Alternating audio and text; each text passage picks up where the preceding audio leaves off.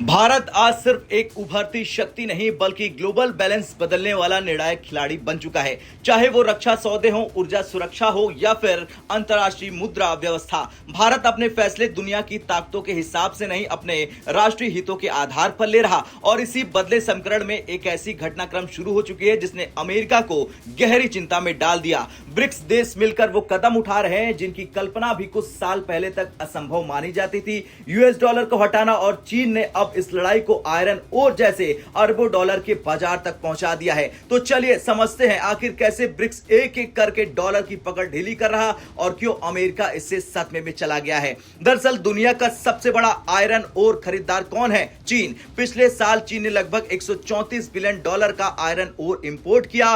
उसके मुकाबले उसका एक्सपोर्ट सिर्फ 2.94 बिलियन था। यानी पूरा ग्लोबल बाजार ब्राजील से लेकर ऑस्ट्रेलिया तक चीन की मांग पर चलता है। अब चीन इसी ताकत को हथियार बनाकर एक बड़ा गेम खेला।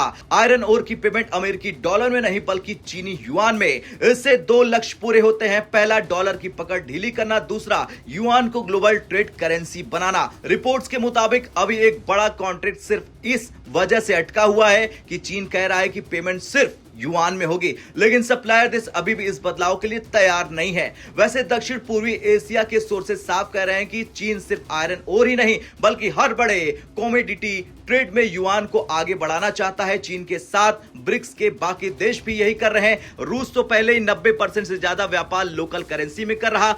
रूस के राष्ट्रपति पुतिन ने भारत के विदेश मंत्री की यात्रा के दौरान कहा था कि लोकल करेंसी में ट्रेड को कई गुना बढ़ाना होगा। यानी ब्रिक्स अब सिर्फ एक ग्रुप नहीं बल्कि विकल्प तैयार करने वाला आर्थिक ब्लॉक बन चुका है। यह घटना वाकई अमेरिका के लिए सबसे बड़ा झटका है। जर्मनी की मुख्य विपक्षी पार्टी एएफडी ओपनली ब्रिक्स के साथ हाथ मिलाने में दिलचस्पी दिखाने उतर चुकी है। इसके नेता रूस के सोची शहर गए जहां ब्रिक्स प्रतिनिधि, रूसी अधिकारी, ऊर्जा पर चर्चा, सब चल रहा था। एएफडी का कहना है कि दुनिया मल्टीपोलर हो रही है, जर्मनी को नए दोस्त बनाने होंगे। रूस से गैस सप्लाई रुकने के बाद जर्मनी की जो हालत हुई थी उससे एएफडी अब ब्रिक्स और रूस से ऊर्जा पार्टनरशिप चाहता है। उनकी रूसी सुरक्षा परिषद प्रमुख दिमित्री मेदवेदेव से मीटिंग भी तय थी, लेकिन जर्मनी में उठते विवाद के चलते अंतिम क्षणों में रद्द कर दी गई ये मीटिंग। जर्मन नेताओं का आरोप है कि एएफडी रूस को संवेदनशील जानकारी दे रहा है। सैन्य स्तर की सूचनाएं लीक हुई हैं। एएफडी ने इन आरोपों को झूठा बताया और कहा कि यह सिर्फ एक कूटनीतिक बातचीत है।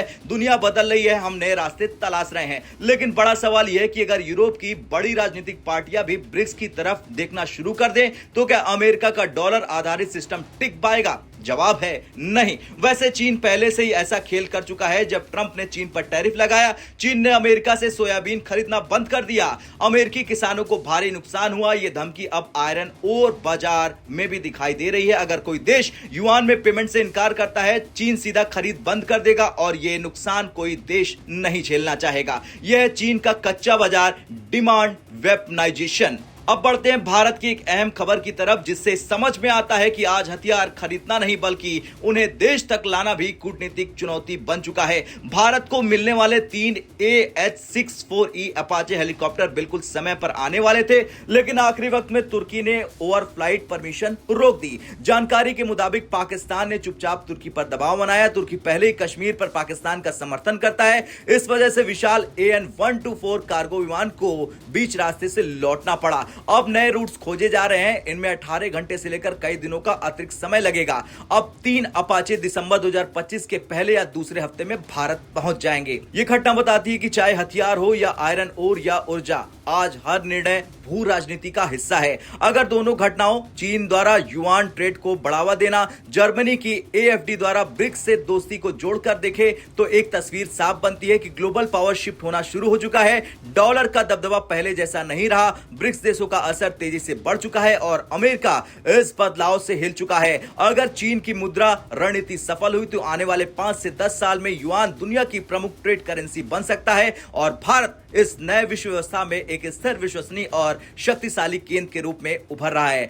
दुनिया बदल रही है। सवाल यह नहीं कि डॉलर कमजोर होगा या नहीं, सवाल तो यह है कि ब्रिक्स कितनी तेजी से नया आर्थिक सिस्टम बनाता है और इसमें भारत की भूमिका निर्णायक होगी।